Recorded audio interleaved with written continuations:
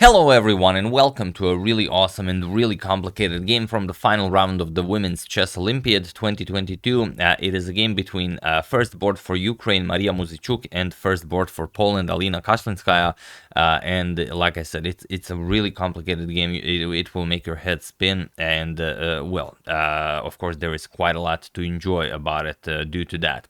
Now, Mariya Muzychuk needs no real introduction. She is she was a world champion from 2015 to 2016, and she won gold, not gold, but she won medals for Ukraine in 5 Olympiads in 2022. Also, you guys know that Ukraine won gold, so that's an incredible resume.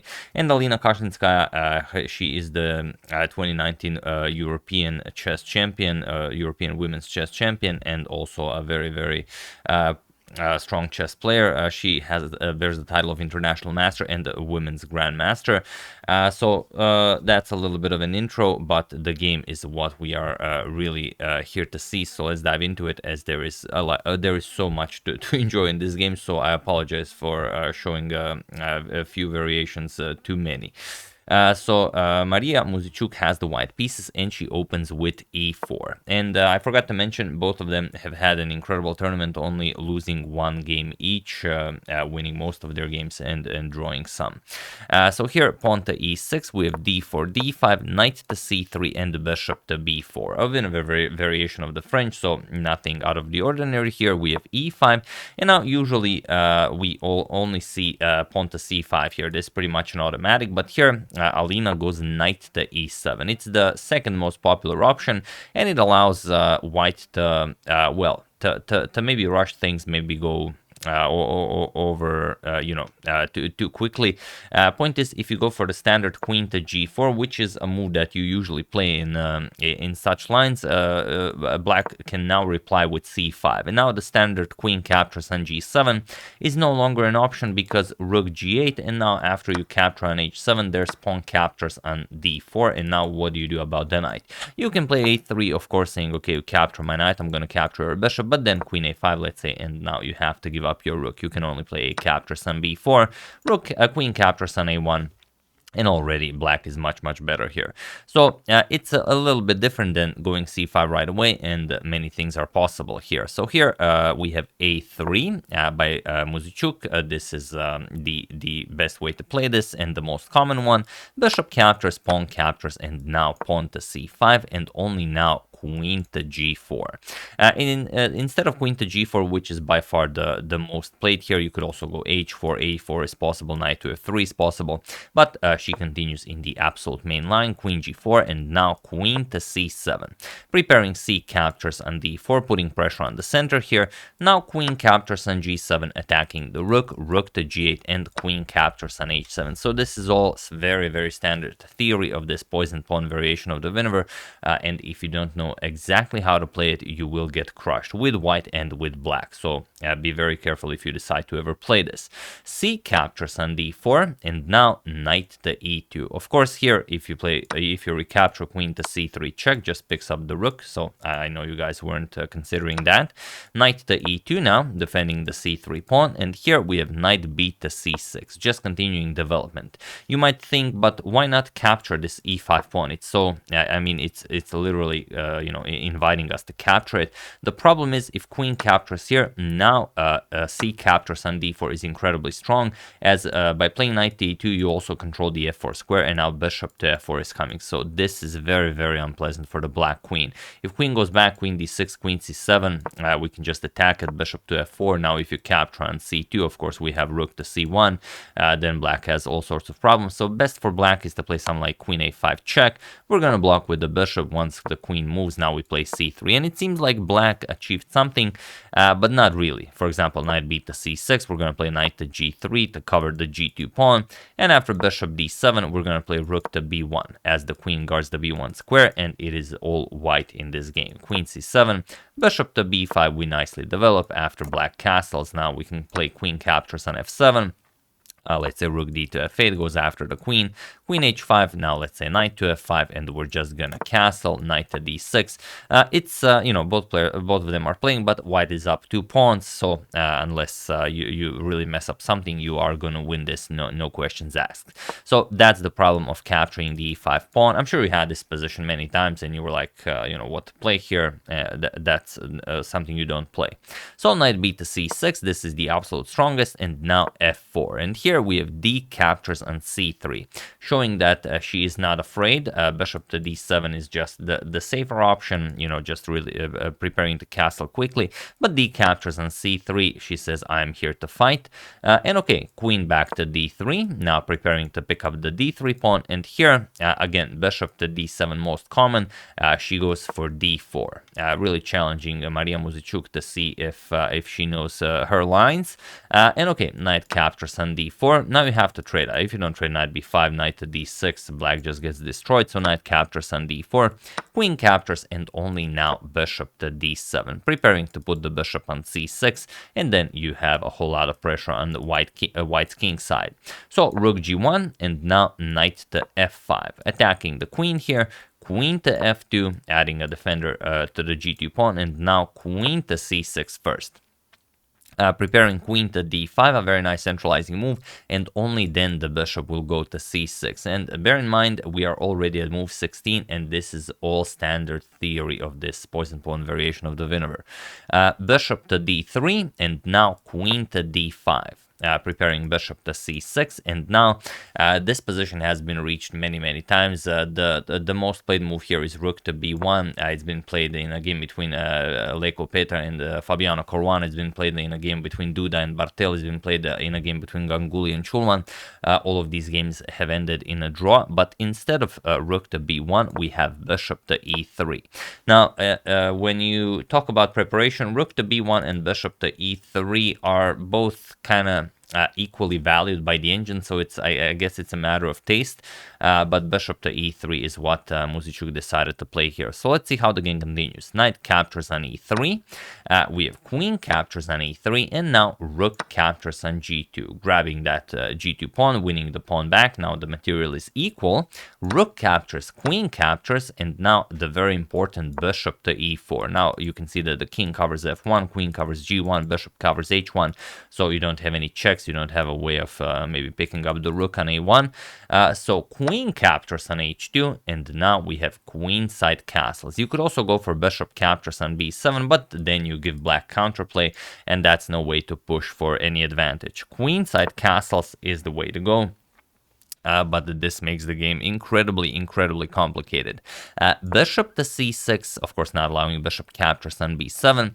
Now bishop captures on c6, b captures on c6, and now the beautiful centralizing queen to d4, putting pressure on the black king, preventing rook to d8. Now we have pawn to a5, not allowing this to remain a target here. And there is a game where rook to g1 was played, hoping to get that rook to g8 in, but here we have pawn to f5, and it is only now, as of move 25, that we have a completely new game, and this is basically where our game begins. So that's how much theory there is on the poisoned variation of the French Winawer. So what do you play here? E captures on f5, you have to play this, and now king to b1.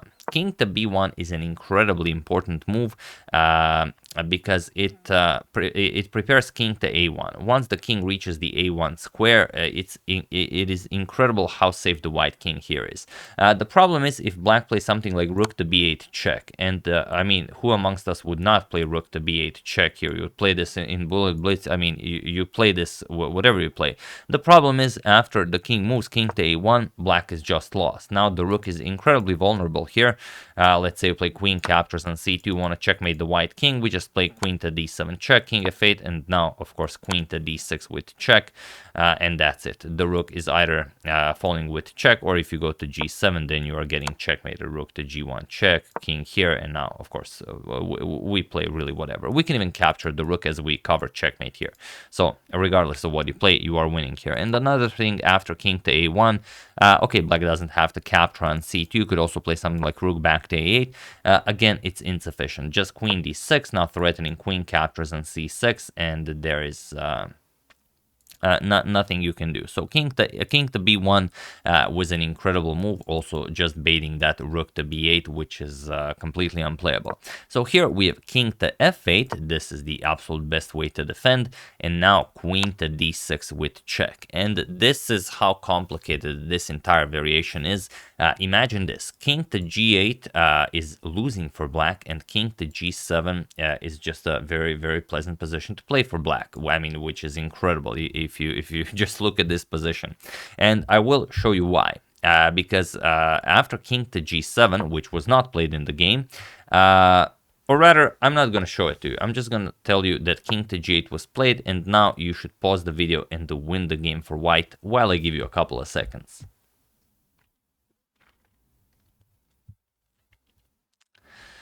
So for those of you who were able to do it, congratulations on spotting this brilliant maneuver. And for those of you who just want to enjoy the show, it is of course queen to e7. So whoever found this, truly congratulations, you are an amazing player. And I will now show you why this is so. This would not work if the king was on g7, and the whole point is that now, for example, queen to e7 is met with c5. This is a beautiful defensive resource that clears the entire 6th rank for the black rook. We want to play rook to a6 and put the rook on g6 to prevent any future rook to g1 ideas. Also, queen to g5 can be annoying. So point is, now after king to a1, which is a move that white has to play if white is to start attacking, rook to a6, now we're going to play queen to g5 check, rook to g6, and now let's say queen captures on f5, rook to g1. And okay, it's a draw. Queen to f6 check. There's really nothing better for white to try here. We're just going to have a nice repetition here. However, after this queen to d6 check move, king to g8 was played. And now you guys found the incredible queen to e7. And now the same thing no longer applies, because as the king is here, the problem is after c5. And now look at this. King to a1, rook to a6. You cannot play this because now the king is on the back rank, not on g7, and there is this incredible rook to d8 check. And now the whole line doesn't work, because after king to g7 you just start a king hunt, and there is no way for black to survive this. Queen to g8 check, king to h5, now queen captures on f7 check, king to g4, or you could just well, pretty much anything is winning here. Rook to g8 check, king f4, queen to c4 with check, king to e3, queen captures with check, king to e2, and now you just finish the attack. Queen d3 check, king to e1, queen to e3 check, king to f1, and now rook d8 going for rook to d1. And of course, if you block this queen to e2, we can play queen f4 check, king to e1, and queen to c1 check. And now after king f2, we just play rook to d2. So we win the queen and of course the game. So you can't go for this defensive resource that was possible if the king was on g7. So here instead we have queen to f2, a beautiful defensive idea, but only if you make a mistake here. So here feel free to pause the video once again and try to find the only winning move for Mariya Muzychuk while I give you a couple of seconds. So for those of you who were able to do it, congratulations on always thinking about that prophylactic idea. And for those of you who just want to enjoy the show, it is king to a1.